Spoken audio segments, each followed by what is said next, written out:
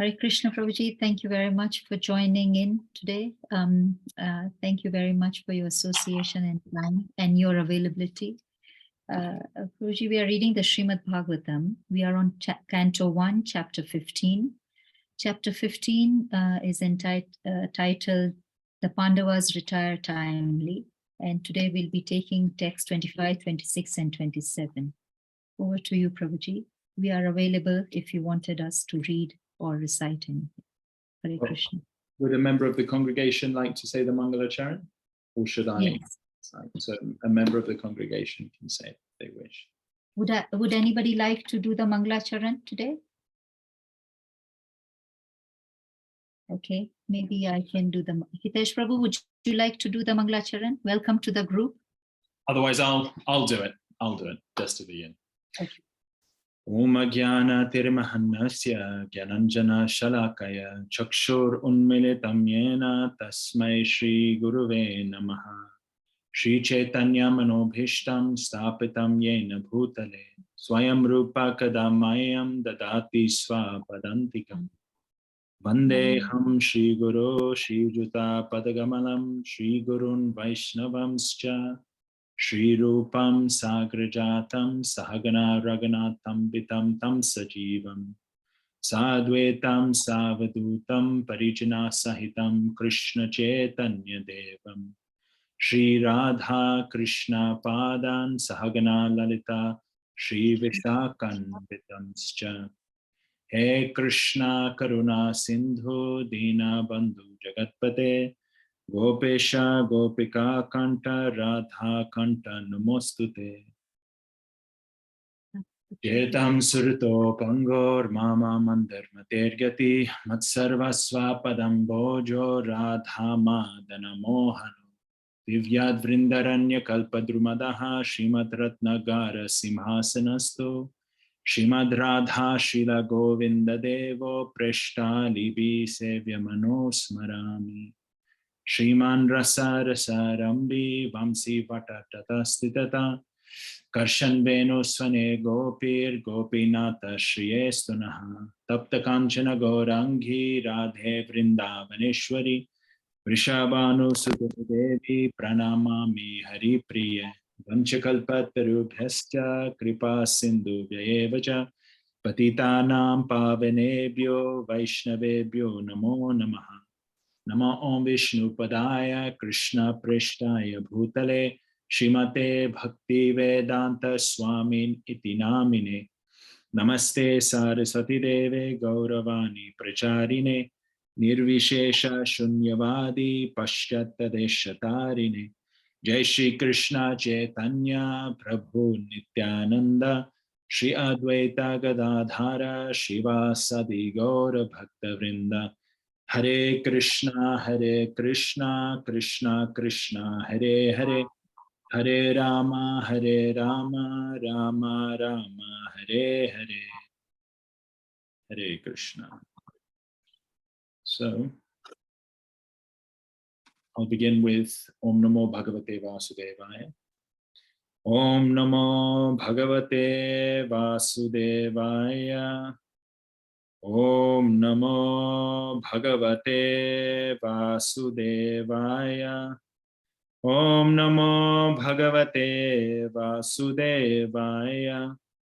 Narayanam Namaskrityam Naram Chevam Narottamam Devim Saraswatim Vyasam Tato Jayam Mudirayet Nashta Prayeshu Bhadreshu Nityam Bhagavati Sevaya Bhagavati Uttama Shlokir Bhaktir Bhavati Naistiki.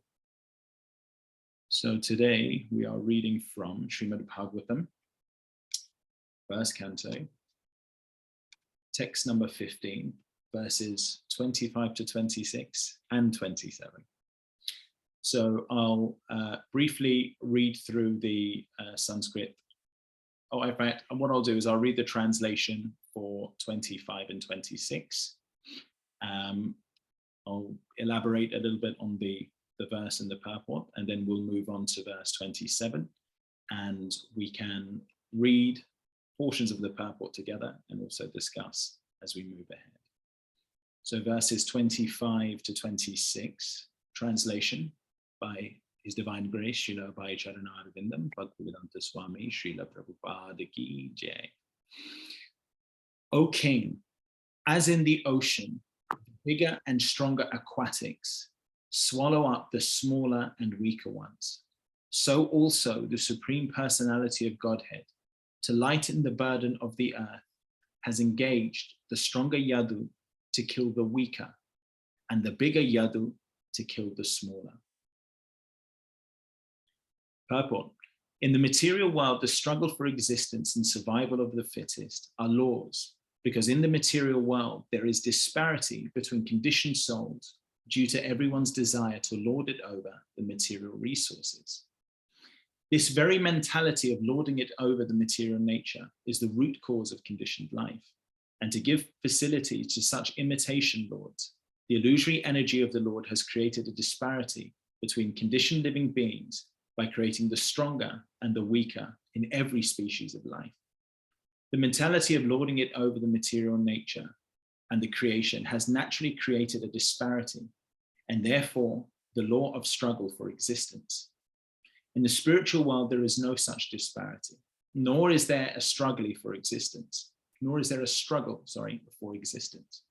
In the spiritual world, there is no struggle for existence because everyone there exists eternally. There is no disparity because everyone wants to render service to the Supreme Lord, and no one wants to imitate the Lord in becoming the beneficiary. The Lord, being creator of everything, including the living beings, factually is the proprietor and enjoyer of everything that be. But in the material world, by the spell of Maya or illusion, this eternal relation with the Supreme Personality of Godhead is forgotten. And so the living being is conditioned under the law of struggle for existence and survival of the fittest. So I will speak briefly on this verse and purport, and I think that it tees up the next shloka very nicely. Clearly in this chapter, we can talk about the chapter initially. In this chapter, Arjun is recollecting his time. It's almost like a whistle-stop tour of the highlights of Krishna and Arjun's time together. And now Arjun is recollecting the disappearance of the Yadus. But prior to that, Arjun has talked about how he has done unimaginable things. He has unimaginable feats that he's being able to achieve. He was up against great generals like Bhishma, Drona, Karna, Purishrava, Shusharma, Shalya, Jayadratha. He conquered all of them. Insurmountable, I think the word is given when talking about the Kauravas. You know, he stayed as a guest with Lord Indra. He was able to fight and astonish Lord Shiva. So clearly Arjun is engaging in what we know in the 7th canto as Shravanam Kirtanam Vishnu, Smaranam Padasevanam, Archanam Vandanam Dasyam, Sakyam Atmanivedanam. So these are the 9 Nava Anga Bhakti. These are the 9 elements of devotional service. And of these 9, Shravanam Kirtanam Vishnu Smaranam was given particular emphasis by Srila Prabhupada. And we can see the importance of Shravanam Kirtanam Vishnu Smaranam. Shravanam means to hear. Kirtanam means to chant the glories. Kirtanam Vishnu or Vishnu. Smaranam, to remember. So clearly in Arjun's Shravanam Kirtanam Vishnu Smaranam, certain things are coming to the forefront. Probably the most, well, 2 things. Yatra Yogeshwara Krishna, Yatra Partha Danudara, Tatra Shri Vijay Bhutir Dhruva Nitir Matir Maha. That wherever there is Krishna and wherever there is Arjun, there are going to be heroic acts. There's going to be victory. There's going to be opulence. There's going to be morality. There is no doubt of this. So that's what we can see in Arjun's remembrance, that when he was there with Krishna, incredible things are going to happen. And yet we also see the flip side of that when Krishna is absent, all of those heroic feats all of a sudden came to an end. And then what springs to mind is Rasoham Apshakonteya, Prabhasmi Shashi Shurya, Pranava Sarva Vedeshu, Shabdike, Paurashamrishu, that actually the real ability in the Paurashamrishu, the real ability is coming from Krishna. He is the Paurashamrishu, he is the ability in man. So we see that as amazing and wonderful as Arjun's activities were when Krishna was there, then he's getting arrested by cowherd men when Krishna was absent. So this remembrance, when the devotees of the Lord who've had interaction with the Lord remember their pastime with the Lord, they are, even in their separation, vipralamba, they achieve this sambhog, this union. They become close to the Lord simply through this remembrance. So remembrance, Arjun is practically demonstrating how remembrance of the Lord is incredibly important within the life of a devotee, to properly remember the Lord. In fact, in that Shravanam Kirtanam Vishnu verse, Prahlad Maharaj goes on to say, Iti pumsarpita Vishnu bhaktischinna valakshana kriyate bhagavati adha tanmanye ditham uttama. That once one engages in these Nava Anga Bhakti, headed by hearing, chanting, and remembering, these 9 processes are accepted as pure devotional service. One who has dedicated his life to the service of Krishna through these 9 methods should be understood to be the most learned person, for he has acquired complete knowledge. So these are so important. Arjun is demonstrating the importance of remembering the Lord. However, there is a fundamental difference between Arjun and us, in Eldoret, in London, in Mauritius. Arjun had the direct connection with the Lord. We are separated from the Lord in time and space. Even though he is there as a super soul, we are not direct witnesses to the Lord's pastimes. Therefore, we are dependent on hearing about the Lord from other sources. Arjun can go to his memory bank. We must depend on other sources. What other sources are there? Well, Srila Prabhupada gives an indication of what other sources there might be. Srila Prabhupada says in the purport, in the first chapter of the first canto, he talks about how Srimad Bhagavatam is the ripened fruit of all Vedic knowledge. And simply by submissively hearing, chanting, and remembering the Srimad Bhagavatam, one can attain the full pleasure of his heart's desire. In the way that Arjun's remembering his direct pastimes, we can also remember the pastimes by hearing from the Srimad Bhagavatam. It's the ripened fruit. Srila Prabhupada then goes on to say, this ripened fruit has not dropped all of a sudden from the highest planet of Krishna Loka. That's what he says verbatim. It's not just dropped from Krishna Loka. It has come down carefully through the chain of disciplic succession, without change and without disturbance. So when we are hearing, right, Prabhupada is saying that we must hear from the chain where it has been carefully preserved and passed on to the next generation. And then in that same purport of the first canto, first chapter, third verse, Srila Prabhupada refers to Shukadev Goswami. So Shukadev, Shuka in Sanskrit literally means parrot. And Srila Prabhupada draws specific attention to parrot for twofold. First of all, what is the nature of a parrot?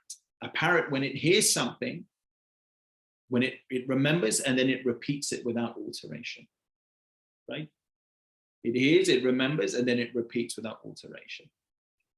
And the second thing is that when a parrot touches a fruit, right? So let's say there's a mango. If a parrot touches the fruit or slightly pierces the fruit with its beak, the great quality of a parrot is that that fruit becomes even sweeter. So when we are looking to remember the pastimes of the Lord, we can't jump directly to the Lord, but we can go to the Srimad Bhagavatam as presented authoritatively by great authorities like Srila Shukadev Goswami. And by doing so, not only will we have an authoritative version of what the Lord's pastimes are, it will actually have been sweetened. Often people talk about the Guru as a transparent via medium. Transparent via medium. You know, it's, if you have one pane of glass in front of you and your object, that pane of glass won't obscure what you're looking at. Similarly, if you have two panes of glass, it won't obscure. If you put two panes in, you can still see it straight through. 3, 4, 5, unlimited. So in the same way, as Srila Prabhupada has said, we are carefully receiving this ripened fruit, you know, these ripened fruit of Vedic knowledge, these authoritative accounts, these authoritative remembrances, which we too can remember. We must make sure that each layer, each generation is completely transparent, because it only takes one to be opaque, one to be dirty. You may have 100 before with carefully taken, and only one generation can totally spoil the appearance of that Vedic literature. And actually, the Acharyas even speak, I think it was certainly Srila Bhakti Charaswami Maharaj, but I think Srila Prabhupada and maybe even Bhakti Siddhanta Saraswati Thakur described not only as a transparent via medium, but actually each generation are like a lens. So if you take a telescope, for example, a telescope is a series of transparent glass discs. But not only are they transparent, they actually enhance the image of what we're looking at. So that is the great mercy of the Acharyas. If we receive from the authorized Sampradaya, not only will our vision be unobscured to what the Lord's pastimes are, but actually they will be enhanced like a telescope. They will be sweetened as if it was a parrot that was tasting the right fruit and enhancing it. So the amazing thing is that when we come to our own remembrance, often when we are reading Srimad Bhagavatam,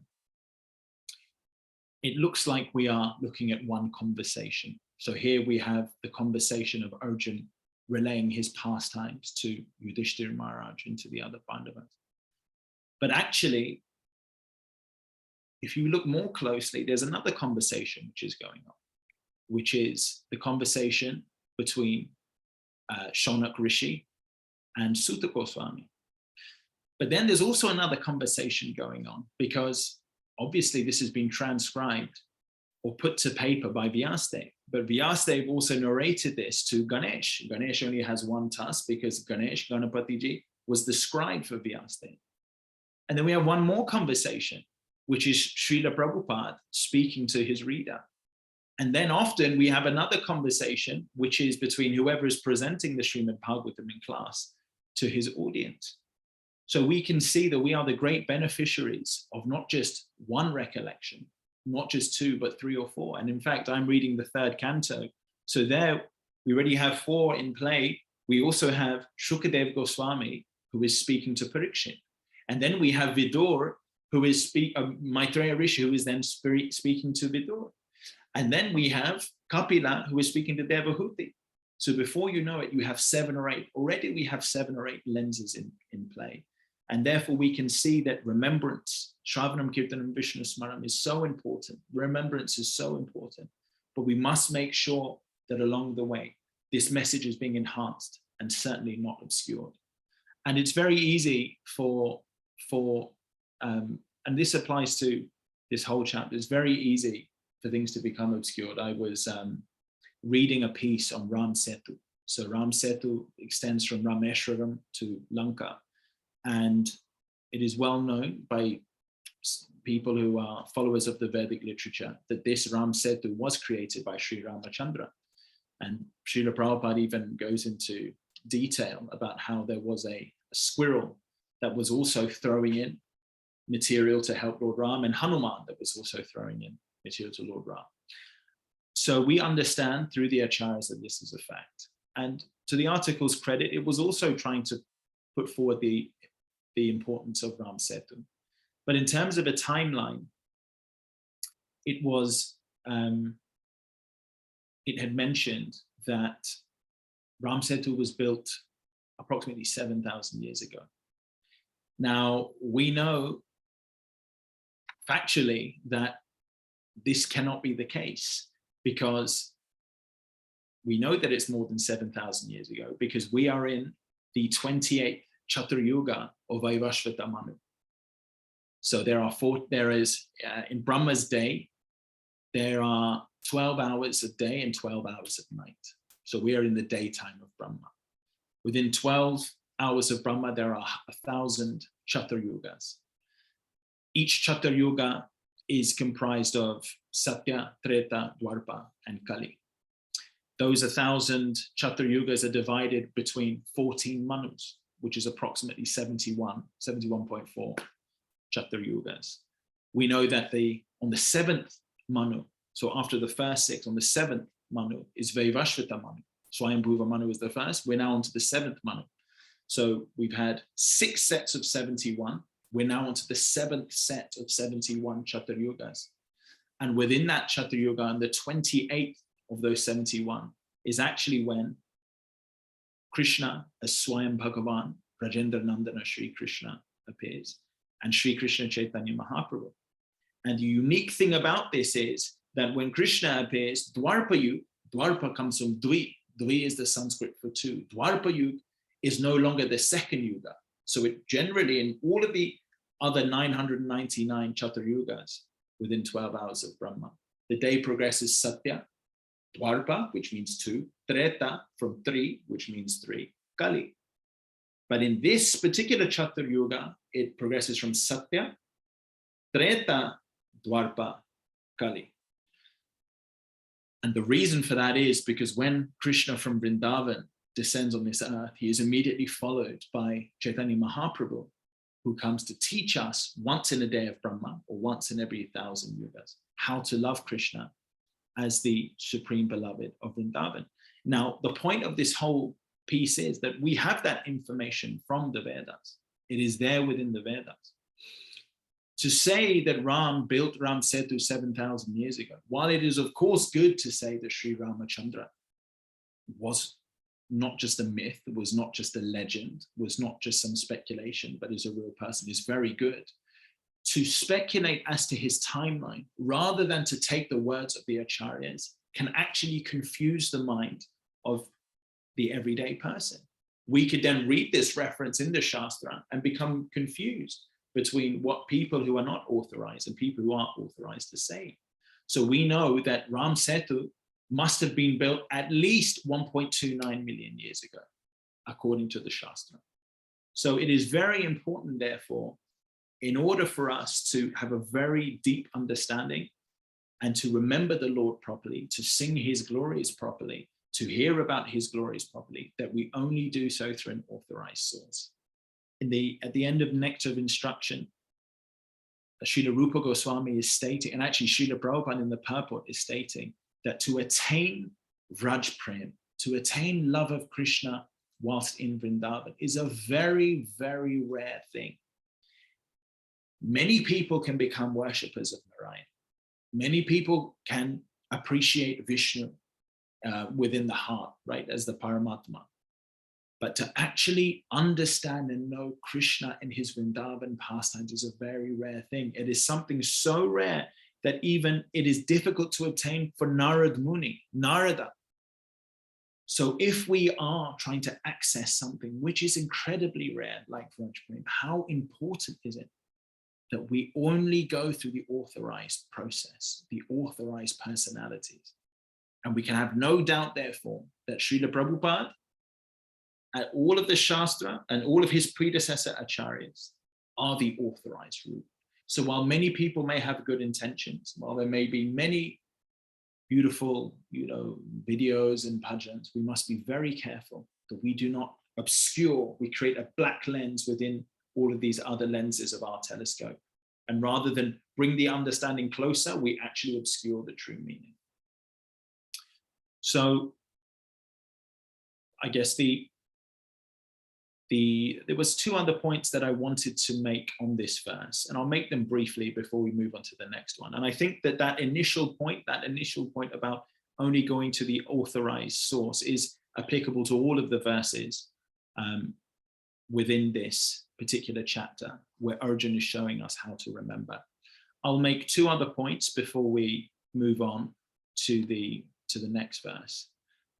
And the second point that I want to make briefly is about this verse in particular.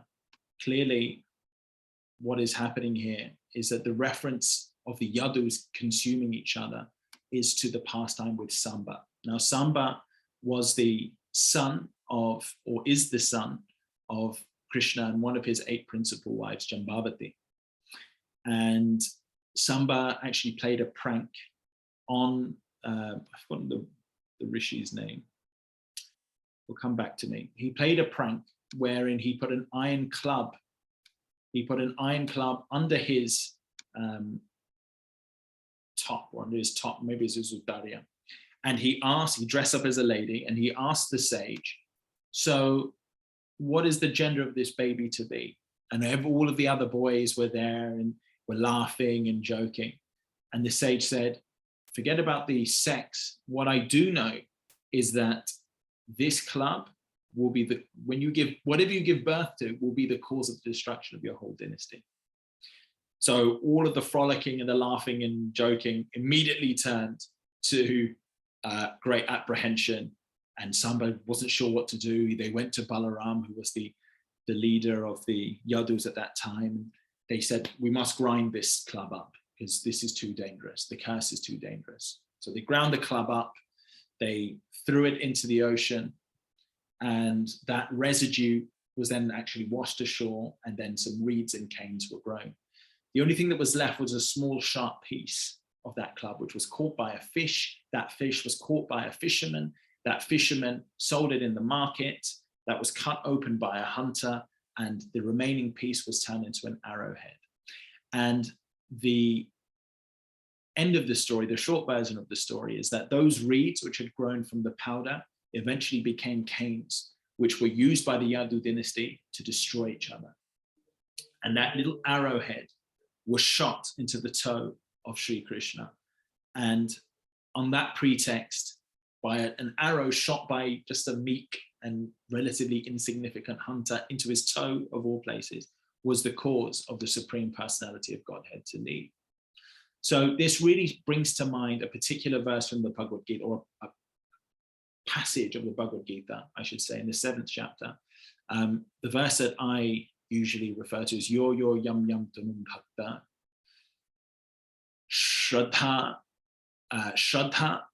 ayarchitum michyati tasya tasyachalam shraddham tam eva vidadami aham, which loosely translates into, I am in everyone's heart as the super soul.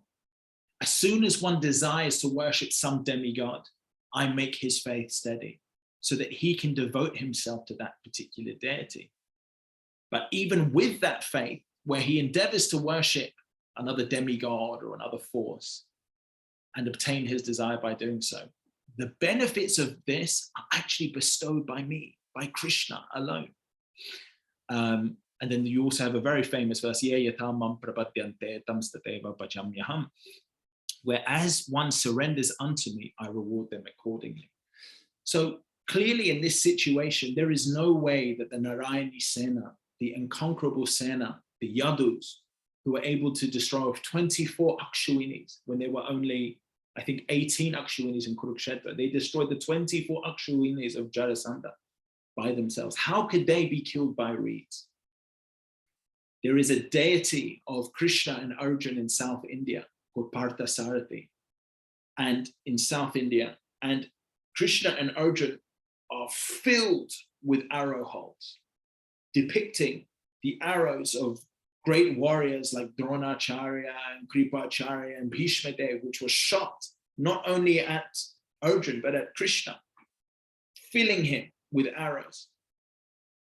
So if somebody, a personality, was able to withstand arrows throughout his whole body, how would one tiny arrow be the cause of his destruction? So the point is, that actually the Lord, in disappearing in this way, is facilitating the independence of the atheist. Their deity is Darwin. Their deity is, or their demigod is Darwin or some other scientist that speculates that there can be no proof of God. And they will use pastimes like this, or I should say the Lord is giving them an opportunity through pastimes like this to negate the Lord's existence. Of course, devotees can see rationally, there's no way that that tiny little arrowhead could be the cause of the Lord's demise. But the Lord is facilitating the independence and the desire of the living entity to denounce or to disprove the Lord's existence, so that they can actually subtly or grossly put themselves in the middle of their lives to say, actually, there's no God. The most important thing in my life is me. So effectively, they are supplanting the Lord and making a God out of themselves. So this pastime of Samba, the Yadu dynasty destroying each other, facilitates that. And actually, Srila Prabhupada mentions in chapter 7, verse 27, this idea of Icha Dvesha Samutena. So Icha means desire, and Dvesha means hate. And Srila Prabhupada says, actually, the conditioned soul comes into this world. Why? He says, effectively because of these two things, Icha and Dvesha. Icha, they desire to be God. They desire to be the God of their life. The God of their life, and maybe the God of everyone's life one day. And Dvesha, they hate the Supreme Personality of Godhead because his presence will stop them from creating this syndrome or creating this scenario where they are considered God. So Icha Dvesha Sumutena Dvandva Mohena Bharata. So this idea of the Yadu's destruction, the pastime of the Lord's disappearance, and the curse on Samba is all there to facilitate the conditioned soul's hate for Krishna and desire to become Krishna. But obviously, the devotees, we can understand that this was all the arrangement of Krishna. So I did have one more point where we discussed this purport, but I think now is probably a good time to move on to the next verse. So 1:15:27. Desha kalarta yuktani rit tapo pashamani cha. Sorry, let me say that again. Desha kalarta yuktani rit tapo pashamani cha.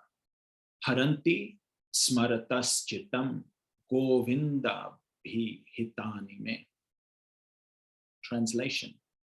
Now I am attracted to those instructions imparted to me by the personality of Godhead, Govinda, because they are impregnated with instructions for relieving the burning heart in all circumstances of time and space.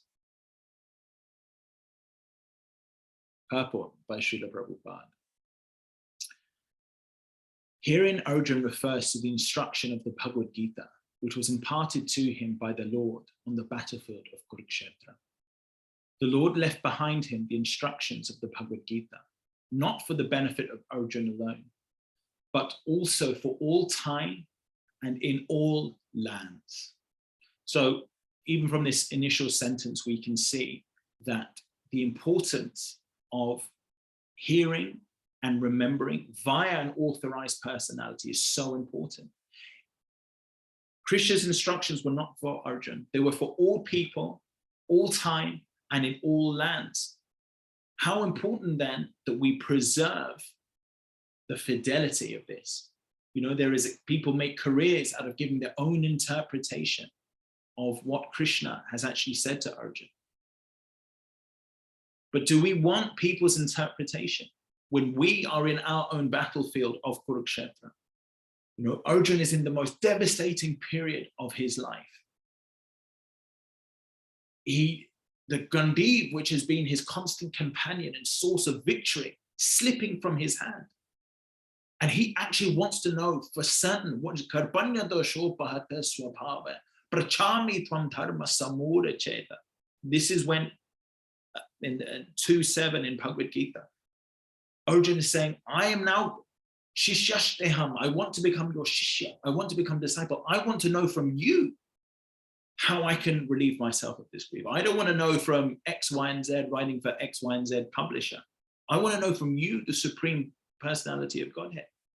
So Arjun has actually unearthed that secret. And it is so important, therefore, that we only hear and receive this instruction, not from people who've got 75% of the truth, or 25% or 90%, from people who have 100% of the truth. And that is why at the beginning of Bhagavad Gita, in the introduction, Srila Prabhupada lists out the Guru Parampara, because this is the list. These are the completely pure lenses within a telescope that will bring you close to this understanding, not just for us, but for all time and in all lands, like it is mentioned in the purport. The Bhagavad Gita has been spoken by the Supreme Personality of Godhead, is the essence of all Vedic wisdom. It is nicely presented by the Lord himself for all who have very little time to go through the vast Vedic literatures like the Upanishads, Puranas, and Vedanta Sutras. So this brings to mind a very interesting pastime when Hari Sori Prabhu was the personal servant of Srila Prabhupada in the 1970s. And Hari Sori Prabhu will recollect one time when he was asleep, and in the middle of the night, Srila Prabhupada would translate. Often Srila Prabhupada would only sleep for 2 hours. And all of a sudden, Srila Prabhupada rang the bell. If any of you who have ever done personal service, there's a bell. Now it's actually an electronic bell, and you'll keep the receiver in yours and the bell will be there. And as soon as the bell goes, night or day, you have to run in and be available to serve. So the bell was ringing. And Srila Prabhupada said, if you just understand this one book, your life will become perfect. Srila Prabhupada was referring to the Bhagavad Gita. Srila Prabhupada was reading his own Bhagavad Gita, actually, because he said these ecstasies are Krishna. These are Krishna sending these ecstasies through me. I have not written these books. Krishna has written these books through me. So Hari Sori had run in at 2:30, and Srila Prabhupada had said, if you only understand this one book, then your life can become perfect. So Hari Sori Prabhu was thinking, okay, that's wonderful. I'm not sure whether that was necessary for now. So then Hari Sori went back to sleep. Then a few minutes later, the bell rang again. Hari Sori ran into the room, and Srila Prabhupada said, if you only understand one shloka from the Bhagavad Gita, then your life can become perfect. So Hari Sori again was thinking, again, a wonderful realization. But is this the time to be having this instruction? So then Hari Sori Prabhu left, and he went back to sleep. And then the bell rang again. Hari Sori Prabhu ran to the room. Yes, Srila Prabhupada, what can I do? Srila Prabhupada said, if you only understand one word in completeness from the Bhagavad Gita, your life can become perfect. So Hari Sori Prabhu, I remember him saying in a memories class, then that was the moment when it dropped on him, it dawned on him, the importance of the Bhagavad Gita. So Srila Prabhupada is saying here, the vast Vedic literatures like the Upanishad, Puranas, and Vedanta Sutra, it might not be possible for us to understand. But if we can just understand this Bhagavad Gita, just this one Bhagavad Gita, only 700 verses. Bhagavatam is 18,000 verses. Mahabharata is 100,000 verses. If we can just understand this 700 verses, then our life can become perfect. If we can just understand one shloka of these 700 verses, our life can become perfect. And if we can just understand one word, then our life can become perfect. So reading on in the purport, it is put within the study of the great historical epic Mahabharata, which was especially prepared for the less intelligent class, namely the women, the laborers, and those who are worthless descendants in the Brahmanas, Kshatriyas, and higher sections of the Vaishyas. The problem which arose in the heart of Arjun on the battlefield of Kurukshetra was solved by the teachings of the Bhagavad Gita. So, we see here there's some relatively controversial topics. Well, it's considered controversial now. So here Srila Prabhupada has said that women are the less intelligent class. And yet we see that there is Janava Mata, you have Ganga Mata Goswamini, you have Mirabai. These are just a few examples who were great stalwarts of spontaneous devotion towards Sri Krishna. So we also have the prayers of Queen Kunti. We have the rigorous examination of Kapila Muni through Devahuti. There's so many unlimited, powerful females within our tradition.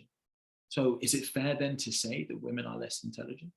Well, first of all, if you actually look at it in context, Srila Prabhupada is also saying the worthless descendants of the Brahmanas, Kshatriyas, and the Vaishyas. And there's also an embedded injunction that in the age of Kali, effectively everyone is born as a Shudra or lower by our habits, by our proclivity. So we should not first of all feel that Srila Prabhupada is trying to discriminate between women and men. Actually, he's trying to say that all of the population actually are effectively not of an appropriate standard to really understand the Vedic injunction. However, that being said, women represent Prakriti, and men generally, in the absolute sense, will represent Purush. The nature of women is Striya. Striya is actually a word for lady. It means to expand. So it means to expand one's involvement within the material world.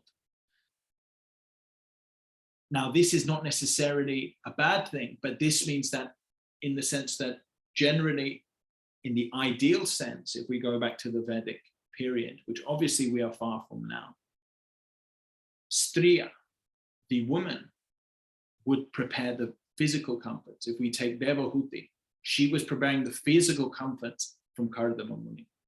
But then Kardama Muni was providing the spiritual shelter.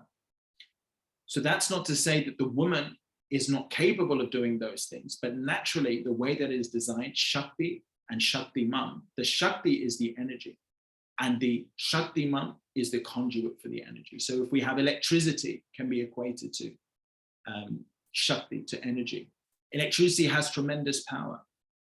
But if you don't have a light bulb or some conduit within which to direct this Shakti, is it of any use? Is it of any value? No. In the same way, the female energy, but at the same time, the light bulb without the Shakti also has no value. They are codependent. But the electricity is distinct and the light bulb is distinct. So the Shakti is distinct, the Shaktiman is distinct. The female energy is distinct, the male energy is distinct. And they need to be treated in two different ways. If you have live electricity everywhere and you try and clasp it in your hand, death. But if you have a light bulb with no electricity and you clasp it in the hand, you're fine. So these energies are distinct. Together, they create a complete whole, but they must be treated differently. So the feminine energy, just like Durga Devi, she represents the feminine energy. This feminine energy has to be treated in a different way to the masculine energy. There's a big agenda in today's world to try and normalize or to try and blur those lines between male and female. But actually, this is not the Vedic paradigm. The Vedic paradigm is to realize that there's an equally important place for the feminine energy and an equally important place for the masculine energy. And only if we can identify the two different places and how that they will work together and understanding for what it is, rather than what we can speculate it to be, will we be able to make the most out of the female and the masculine energy. And really what had happened was that this exploitative nature, which is talked about in the previous purport, where women were exploited rather than protected in society, led to this rebellion that the female should therefore imitate the male. When real and actual fact, female energy should have been allowed to become true female energy, and masculine energy should be allowed to become the true masculine energy. Whereas what is happening now is that they're blurring those lines, so neither party is happy. So if we move on to the next part of the purport, we see the merciful Lord left behind him the great teachings of the Bhagavad Gita, so that one can take the instructions of the Lord, even when he is not visible to material eyesight. Material senses cannot have any estimation of the Supreme Lord, but by his inconceivable power, the Lord can incarnate himself to the sense perception of the conditioned souls in a suitable manner through the agency of matter, which is also another form of the Lord's manifested energy. Thus, the Bhagavad Gita, or any authentic scriptural sound representation of the Lord, is also the incarnation of the Lord. There is no difference between the sound representation of the Lord and the Lord himself. One can derive the same benefit from the Bhagavad Gita as Arjun did in the personal presence of the Lord. Nam nammakari bahuda nija sarva shaktis tatrar pitanyamita smarane nakalaha. So in the second verse of Shikshastakam was composed by Sri Chaitanya Mahaprabhu.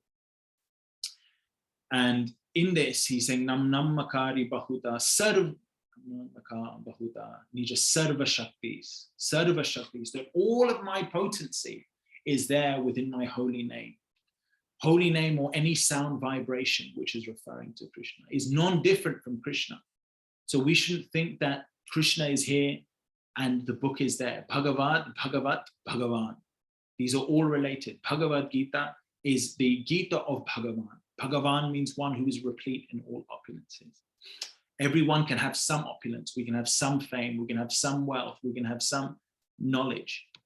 But only the Lord can have all of these 6 opulences to the absolute degree. We may have one, let's even say to an absolute degree, but no one in this world has all of the opulences to the absolute degree. Only the Lord can. And the Lord is non-different from his holy name. And this is the confirmation of Sri Chaitanya Mahaprabhu. And then we see Srila Prabhupada is also saying in this part that material senses cannot have any estimation of the Supreme Lord. That's true. But tadvidi pranipatena pariprashnena sevaya upatekshanti te jnanam jnaninas tattva darshinaha. You see, the Guru, by tadvidi pranipatena pariprashnena sevaya, if we approach a Guru pariprashnena sevaya, by inquiring, and sevaya, rendering service, he can show us the truth, because jnaninas tattva darshina. He is a tattva, he has seen the tattva. He is taking darshan of the tattva darshana. He has seen it. So he can, the Lord can give his perception through his sound vibration, and particularly through the sound vibration of somebody who has seen the truth behind the sound vibration. Somebody who has seen the truth behind the sound vibration.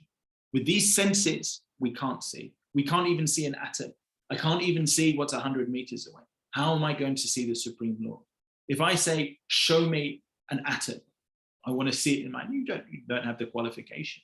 But if you go to somebody who has the right equipment, the right kind of, what are they called?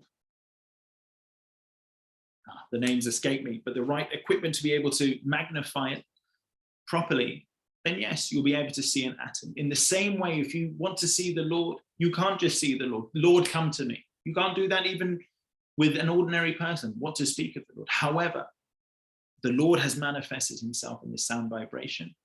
And so the Lord is perceivable, and even more so by one who is tattva darshana, a bona fide guru who himself has seen the Lord within that sound vibration. Now I'll quickly, so we have 2 more paragraphs left. I will quickly skim through these last 2.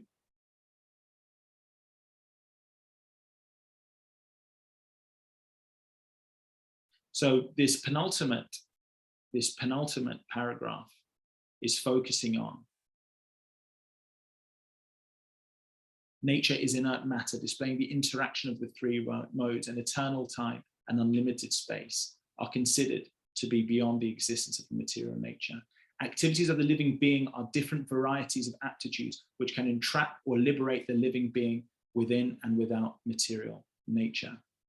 So, and then we move on to, in the Bhagavad Gita, the Lord and living beings are both described as sanatana, or eternal, and the Lord's abode, far beyond the material sky, is also described as sanatana. The living being is invited to live in the sanatana existence of the Lord, and the process which can help a living entity being to approach the Lord's abode, where the liberated activity of the soul is exhibited, is called sanatana dharma. So effectively, we live our lives in this material world, but we are a spiritual being. Now, we need to negotiate. We need to negotiate the material world, but we also need to cultivate our spiritual life. This is an inescapable dichotomy. There are very few people who can absorb completely on the spirituality, and totally neglect the body. There are a few. There is Bhishma Dev while he was on the bed of arrows. There is Parikshit Maharaj in his last 7 days of life. And there's, of course, our Srila Prabhupada, who went practically 6 months without any food and was just on liquid. And my father was there, as was many other Srila Prabhupada disciples. My father witnessed how Srila Prabhupada was, from the last time that he'd seen him till, which was maybe 6 or 7 months before, and then he was there in Vrindavan massaging Srila Prabhupada's feet in October 1977. He said Srila Prabhupada had become fully emaciated, skin and bones. And Srila Prabhupada even remarked that I am living proof that this body is sustained by the soul alone. But for many of us, it's not possible. We have to be much more practical. Bhaktivinoda Thakur said, other than for the great souls, we have health, we have sadhana, we have service. First, take care of your health. Then you can take care of your sadhana. Then you can take care of your service. So broadly speaking, in this material world, we have two dharmas. We have a swadharma and we have a sanatana dharma. Swadharma means our duty and activity within this material world. And sanatana dharma, as Srila Prabhupada is alluding to in this paragraph, is our eternal occupation and engagement. Now, unfortunately, swadharma, and this is alluded to in the previous purport also, where it talks about jiva, how jiva jivasa jivana. In summary, this is from the Srimad Bhagavatam, but that's what it's alluding to, that we've all become food. Jiva jivasa jivanam. Every other life form is trying to consume another life form. If you go to schools, if you go to the workplace, they call it dog eat dog. They call it cutthroat. I can only advance if I push out my neighbor. Countries can only advance if they steal the resources of their neighbor. We've had wars over fuel. We've had wars over water now. You know, the River Nile, all of East Africa is clamoring over the resources. Everyone, their success is dependent on somebody else's failure. So does that have to be the case? Actually, no. Varnashram dharma is set up in a way, varna and ashram. Everyone works according to their varna, according to their nature, and ashram according to their progress in terms of their spiritual designations. There are 4 varnas. There's Sudra, Vaishya, Kshatriya, Brahmana, and there are 4 ashramas. There is Brahmachari, Grihastha, Vanaprastha, and Sannyas. So depending on where you are situated in terms of your proclivity, and depending on where you are in terms of your spiritual designation, according to that, you have a set of dharmas. And to encapsulate and all of these varnashram dharma, Krishna is in the center. So to capture in a nutshell why Swadharma works, because it isn't dog eat dog. You are invested in the success of your neighbor. Imagine the human body. You have your legs, you have your stomach, you have your arms, you have your head. If your arms decide, why is the mouth getting all of the benefit? Why is the abdomen getting all of the benefit of food? I'm not going to feed the abdomen. I'm going to show that abdomen. You can't take all the food. Can the hands or the arms enjoy the food without the abdomen? No. Equally, if the abdomen says, I'm not going to give fuel, why should I'm doing all the digestion? Why should I give energy to the arms or to the mouth? If it doesn't give energy, will the arms be able to pick up the food to feed the abdomen? No. So in that way, the social body, the body of living entities are designed to be mutually supportive, to serve each other, not only to help the other, but also because it's in their own intrinsic self-interest to have this mutually supportive system. So in the same way, Varnashram Dharma creates the social corpus, the social body, whereby we are interdependent and we are serving each other's needs. We see even in Bhagavad Gita, Sanjay, he's the faithful servant of Dhritarashtra. He is a Shudra. And yet Sanjay was the one who had that, param drishtva, he had that spiritual vision to be able to see the Bhagavad Gita. And he was faithfully relating the Bhagavad Gita. How much benefit has Sanjay done as a Shudra? not just to Dhritarashtra, but for all men, for all time. So in the same way that you have Shudras are the legs which you can depend on. Without your legs, your journey is very difficult. The Vaishyas are like the midriff, which deliver energy where it's required. Just like a Vaishya, the duty is to take where there is abundance and take it to where there is scarcity, like a stomach does to the body with energy. We need the stomach, we need the legs. The Kshatriya is the arm, Shatat Trayate, to remove. Shatat Trayate, Trayate means to free, Shatat means danger. The Kshatriyas remove the danger, and the Brahmanas are constantly in Brahman. They will give direction to the whole social order. But the head is dependent on the arms to defend. If somebody attacks, then the head is useless. If it's dependent on the stomach, if the stomach doesn't give energy, how will the brain function? If the legs don't take it to the places where the body needs to go, how will the social order function? So in that same way that the body is interdependent, the social body is interdependent, and serving each other's interests is known as Swadharma. Sanatan Dharma is the nature of the soul. And by going deep into sadhana bhakti, it will ultimately manifest into Raganuga Bhakti by following Sri Chaitanya Mahaprabhu, who is non-different from Srimati Radharani herself. So in that way, as we have two train tracks, we have Swadharma and Sanatan Dharma. And if we are properly established on both of these tracks, then the journey of our life will progress very smoothly, both within this life and with the devotees around us, ultimately into eternity, where we will serve Srila Prabhupada and all the devotees of ISKCON for all time. Thank you all very much. Srila Prabhupada Ki Jai. Please forgive me for incorporating 3 verses where there should only have been 1, but hopefully we've touched upon some good points. Are there any questions, comments, and corrections on today's class? Hare Krishna, Prabhuji. Thank you very much for this excellent class. But before we go on to questions and comments, I know we have 1 minute and I want to use it appropriately. We'd like to welcome 2 excellent devotees to this group, Hitesh Prabhu and Martha Matji. I assume Martha Mataji is from Mauritius as well, Hitesh Prabhu? No, she's actually from London via Spain. Okay, so Hitesh Prabhu and Martha Mataji from London via Spain to this group. Thank you very much for joining in. We have this class every day at the same time, same link. We don't stop. It's every day, even on weekends. So you are welcome to join every day, Mataji and Prabhuji. And to welcome you, I'd like everybody to unmute and chant 3 Haribols to welcome Prabhuji and Mataji to the group. Haribo! Haribo! Haribo! Haribo! Thank you very much. And if Mataji can switch on her video, if possible, we'd like to see her lotus face as well. With that, Hare Krishna. Thank you for joining in, Mataji. Any questions or comments? I know we have exhausted our time, but we can. I think Prabhuji can take a question or comment.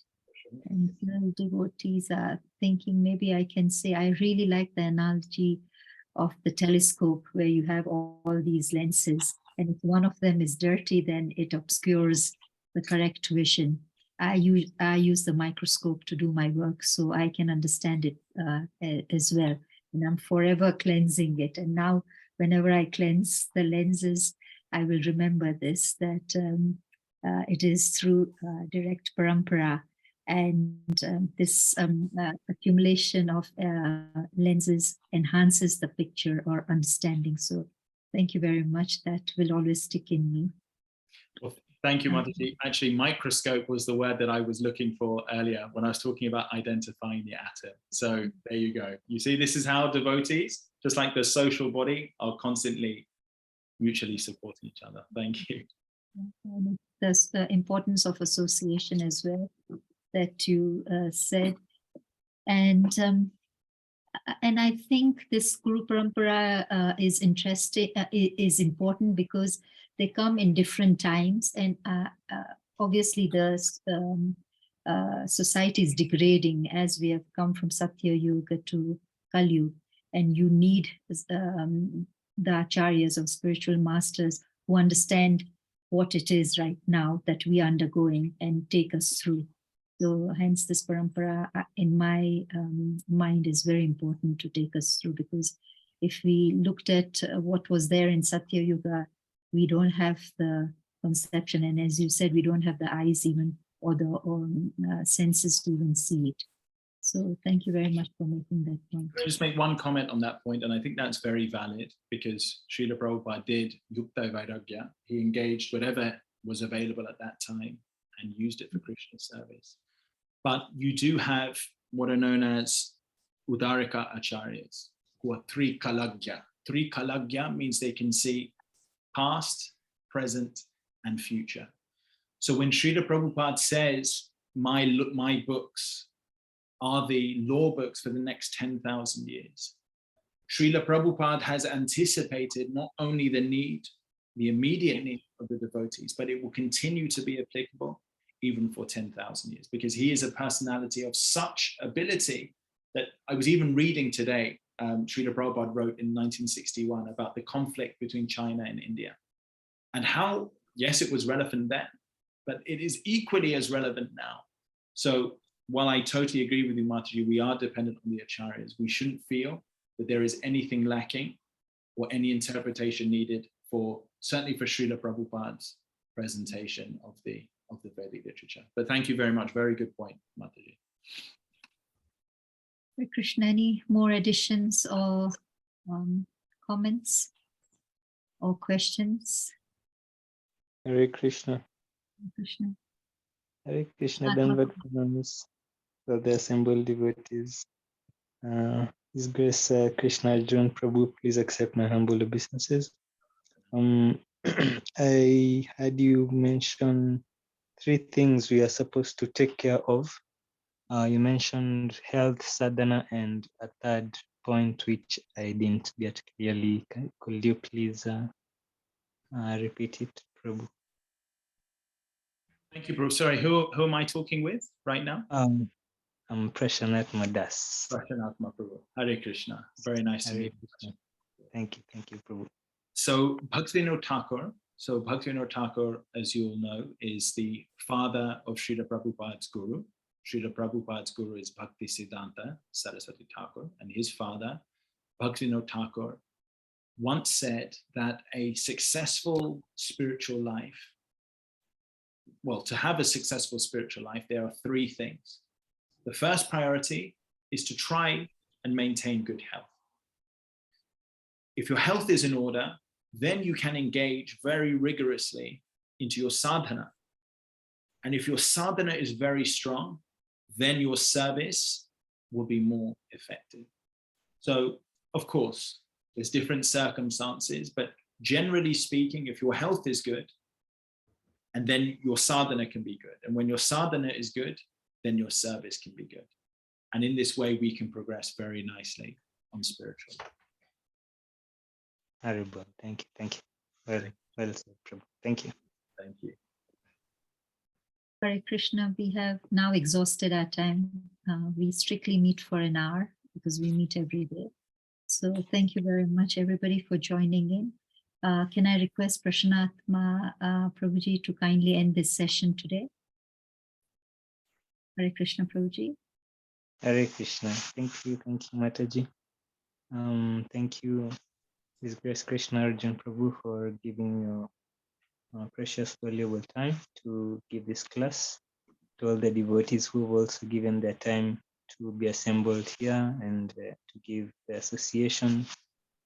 Thank you for this Sangha. Thank you also for the organizing, Mataji, as well. Thank you so much.